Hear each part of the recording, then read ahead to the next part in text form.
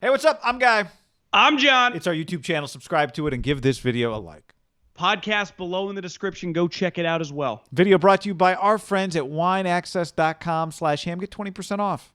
Yep. Wineaccess.com/ham. Send a gift today. 20% off on us. Wineaccess.com/ham. Satisfaction guaranteed. A lot's been made of Justin Fields' draft video when he was on the phone with your boy Matt Nagy, who could not have been more thrilled to draft Justin Fields. I don't blame him. You sent me the video last night. When did this video come out? Has it been out for a few days or? You know, I saw it on the meme, so I thought it was going to be a big joke. You sent me a meme. I'm like, this is going to be funny. I would imagine it got out in the next 24 hours. I mean, clearly they were taping at Justin Fields' house. And then it wasn't actually a joke. It was just Justin Fields on the phone. Now, if Justin Fields was at the draft, he would have been the number one camera guy past like pick 5, right? Over Mac Jones. Yes. Yeah. Or both those two guys. I mean, Mac was, they kept going to him. Part of it, his teammates kept getting drafted, but you know what I'm saying? Like he was, for a large period of time, where did I hear this? So, I was listening to something on a podcast, and like the Jags were seriously, like the two guys that they honed in on were Justin Fields and Trevor Lawrence. Trent Dilfer said that to Russillo. Okay, that's what it is. Okay. And guess who you're right. That is where I heard it. You know who Trent Dilfer's like best friend is? Trent Baalke. So when he's saying that, he's saying that with confidence of like they were taking that shit seriously. I've heard, and listen, whether it's true or not, you've heard something different. There's a lot of stuff out there. I do think the Niners were really interested in Justin Fields, and he grew on him. I'm just putting myself in Justin Fields' perspective and with his agent. Going 11 probably felt like a dramatic tumble for the kid, right? He had to go into draft night thinking, I'm a top 5 pick, right, in some form or fashion, whether it be a trade or whatever. So when you get to like 8, 9, it's got to just be kind of rattling. Let me say this first before I answer that. I do think the reaction we saw from him was understandable. I don't think it had to do with the Bears. I think it had to do with this. The fact that he thought he was going to go earlier than he did. So I'm not watching that going like, oh, Nagy's getting this guy doesn't want to be there. For me, the question. I'll give you just a basic one if you're him. Trey Lance went over me. Exactly what I'm getting at. Like, well, 2 parts. One, I just had a pro day where it was basically for the Niners, right? Yeah, it was. I had a pro day for the Niners, and they made me feel. I came out of it thinking like they like me. So then they said no. And not only did they say no, they drafted the guy from North Dakota State. Yeah. And then Atlanta, whose quarterback is like 2 years max away from being done there. Where I'm from, they said nah. And then the Panthers picked Sam Darnold over me. And then we can just start going down the list of the other teams there. The Broncos don't have a quarterback. The Broncos don't have a quarterback. And he's like, no, we'll take a corner. You know how Patrick Surtain in NFL circles is described? He's like a stand-up double. No one's like, this guy's the next Jalen Ramsey. He's like, no, he's just a good player. They wanted to sell. Albert Breer described him as a fairway finder. They just wanted to hit the fairway. It's like, it's a little you're high driving for the top a 10. You're hitting the fairway. I know. So if you're Justin Fields, you're like, they're doing fairway finders over me? What the fuck? Yeah, I don't blame. I look. You're pulling out the 2-iron. I'm a driver. I think he was really rattled. The question, honestly, Guy, I truly believe this. In recent memory, he's got to be in the quarterback influx, just his pure physical attributes.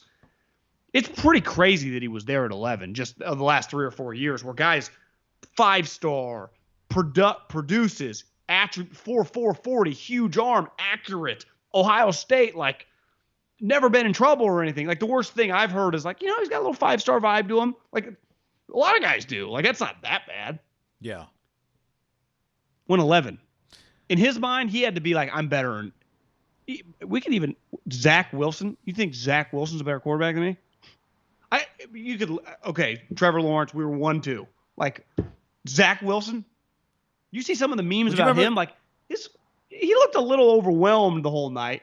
Just some of it just around the other guys. Now he's a baby face, but still, like, I do understand if Justin Fields' camp is like, we got fucked. It's hard to say that, but maybe used though. Because you think the Niners were more into him than I do. But maybe it feels like we got a little used here, right? I would understand that, feeling that way. Even if you weren't actually, I would understand feeling you're saying that way. that they feel they got used as a pawn in this whole thing? Yeah, that's certainly possible, depending on. But it might be as simple as I thought they were going to take me and they didn't, and that's where I wanted to go, and I was going to go 3. When I came out and signed, I was the number 1 quarterback. Trey Lance was 49th. I'd never heard of Trey Lance when I signed, right? That might be what Justin Fields is thinking. I don't know. But at the end of the day, maybe this is my ultimate point on this. Maybe this turns out to be good for Chicago. Like, did they get a Justin Fields? And maybe Justin Fields, wherever he went, was going to work just as hard as he could possibly work.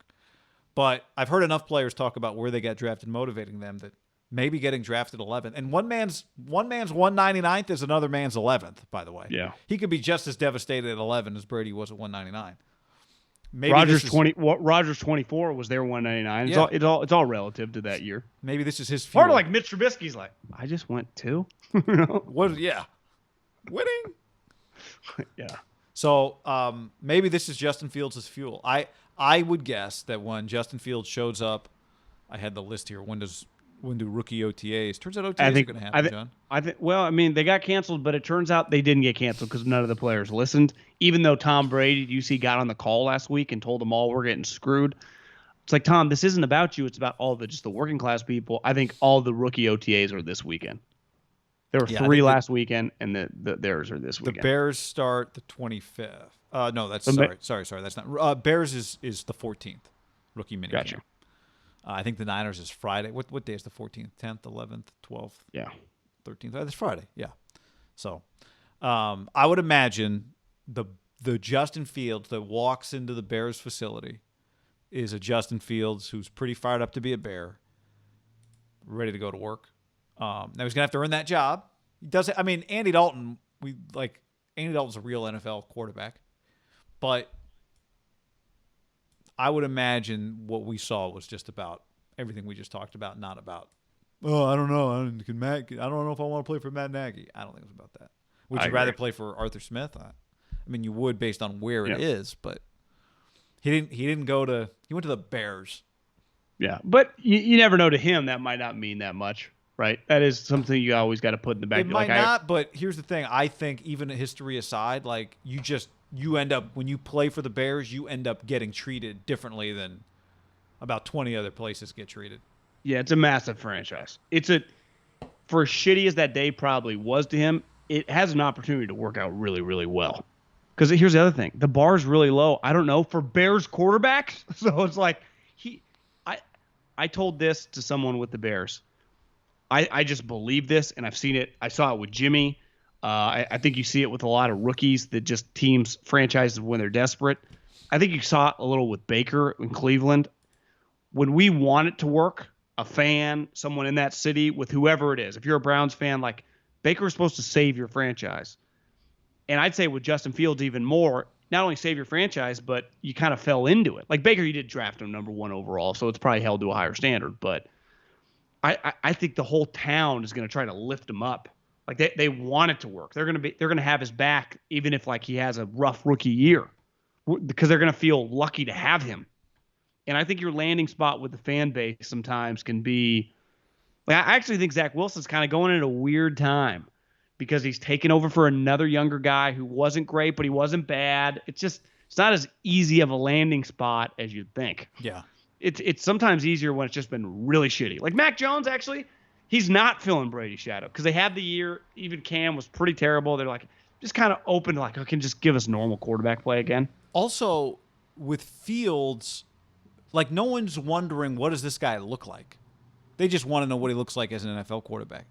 To your point on comparing him to Wilson, Jets fans, part of watching him is like, is this guy going to look like an NFL quarterback the first time we see him in a preseason game, or is he going to look like he doesn't belong? Right? There's this whole other big question with them.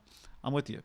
I am with you. Bears fans are right now feel thrilled to have him. They're going to go, I don't want to say easy, but plus they are rooting for him to beat out Andy Dalton. Like he's the good guy in this situation no matter how it plays out. Well, there's another curveball guy that if Rodgers somehow they can't work it out and is traded and Fields can have a good rookie season and the Bears can make the playoffs, all of a sudden, like, he could have like a legendary franchise rookie season. Like, we got our rookie quarterback, Rodgers out, the guy that we could never beat, and all of a sudden we're the fucking toast of the town or toast of the division. It could just be one of those like bang bang booms. Now you need Rodgers to go before we can talk about that, and I don't know if that's going to happen anytime soon.